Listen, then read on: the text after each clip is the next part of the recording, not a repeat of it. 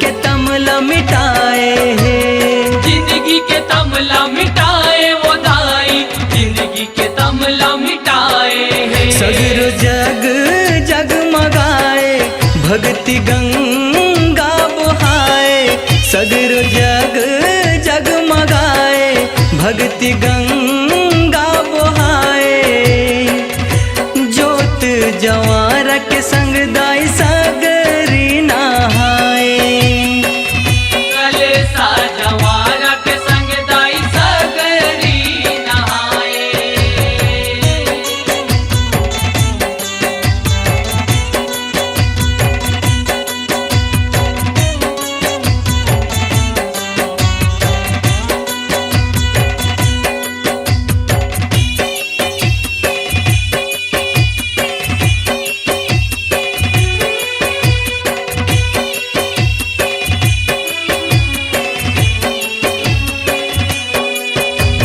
दाई के कोरम दिन हपहागे विदा के नेंग हाय है, पिता के नेंग हाय वो दाई, पिता के नेंग हाय है। श्रद्धा समर्पण सुविचार बर जननी हमाया रचाए है, जननी हमाया रचाए वो दाई, जननी हमाया रचाए है। कांति कार्तिक जस लगाए सारी जिंदगी के बताए, कांति कार्तिक जस लगाए सारी जिंदगी के बताए।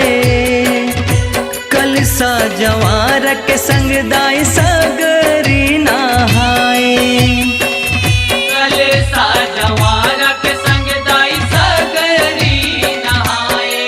मोहनी मूरत तैलुकाए ज्योति रूप सिर जाए, मोहनी मूरत तैलुकाए ज्योति रूप सिर जाए।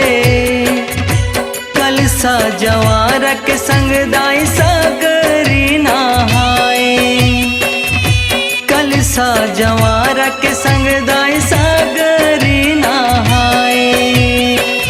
कलेसा जवारा के संग दाई सगरी नहाए, कलेसा जवारा के संग दाई सगरी नहाए।